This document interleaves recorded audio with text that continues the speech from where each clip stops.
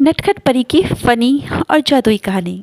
परिस्तान एक ऐसा लोक है जहाँ सिर्फ सारी परियां रहती है और वे सब के सब जादू करने में माहिर होती हैं।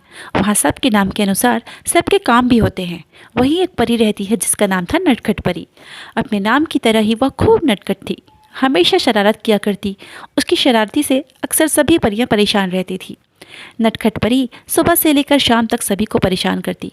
सभी परियों से नटखट परी समझाया कि तुम अपनी शरारतें बंद कर दो, लेकिन नटखट परी पर इसका कोई असर नहीं होता था। फिर एक दिन सभी परियों ने मिलकर नटखट परी की शिकायत रानी परी से कर दी। रानी परी नटखट परी को अपने पास बुलाया और उससे अपनी शरारत बंद करने के लिए कहा। इस पर नटखट परी ने हाँ में सिर हिलाया और कहा अब वह कोई भी शरारत नहीं करेगी।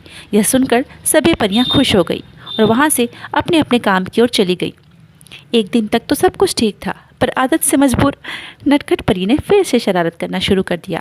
सभी परियां उसे बार बार समझाती रहीं कि वह ऐसा ना करे, लेकिन उसकी शरारत में कोई कमी नहीं आ रही थी। इस पर रानी परी बहुत क्रोधित हुई और उन्होंने नटखट परी को दंडित करते हुए कहा, अब से तुम जो भी जादू करोगी वह तुम पर उल्टा होगा और उसका खामियाजा तुम्हें ही भुगतना पड़ेगा।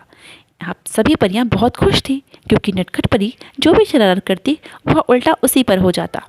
ऐसा कुछ दिन बीतने पर नटखट परी की शरारतों में बहुत कमी आ गई, लेकिन आदत से मजबूर उसने शरारत करना नहीं छोड़ा और बिना जादू के ही अपनी शरारत को जारी रखा। एक दिन वह जंगल में घूम रही थी, तभी उसने देखा एक भयानक जंगली जानवर उस पर हमला करने वाला है। उसे देखकर नटखट परी डर के मारे यह भी भूल गई कि वह जो भी जादू करेगी वह उसी पर उल्टा हो जाएगा। तभी उसने अपने बचाव हेतु उस जानवर को जोरदार बिजली के झटके दिए, लेकिन वे बिजली के झटके जानवर को लगे, उल्टा उसी को लग गए, जिससे वह बहुत घायल होकर ज़मीन पर गिर पड़ी। उसके पंखों में अब इतनी भी ताकत नहीं बची कि अब वह उड़ के यहाँ से भाग सके। अब नटखट परी को अपनी मौत साक्षात सामने दिख रही थी और वह कुछ नहीं कर पा रही थी। तभी उस जानवर ने उस परी को ज़मीन पर गिरा देख उस पर हमला करना चाहा। यह जानवर नटखट परी पर झपटा ही था कि नटखट परी ने डर के मारे अपनी आंखें बंद कर ली। करीब 1 मिनट तक अपनी आंखें बंद रखने के पश्चात उसे पता चला कि वह जिंदा है और उसे कुछ नहीं हुआ। आंखें खोली तो उसने देखा कि जानवर कोई और नहीं बल्कि रानी परी ही थी, जो उसके साथ शरारत कर रही थी। नटखट परी को ऐसा देखकर रानी परी अपने असली रूप में आई और हंसते हुए नटखट परी से पूछा, अभी और शरारत करनी है या बस करूं? रानी परी को सामने देखकर नटखट परी ने उसके पैर पकड़ लिए और माफ़ी मांगते हुए बोली, मैं अब किसी से कोई भी परेशान नहीं करूंगी।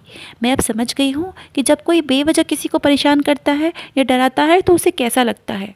नटखट परी के ऐसा बोलने पर रानी परी ने उसे माफ़ कर दिया और वह कुछ दिन बाद ठीक भी हो गई। नटखट परी की शरारतें हैं पूरी तरह से बंद हो चुकी थी और बिल्कुल वो सीधी परी बन चुकी थी। यह देखकर रानी परी को अपना दंड उस पर समाप्त करते हुए उसे पहले की तरह जादुई शक्तियाँ इस्तेमाल करने की छूट दी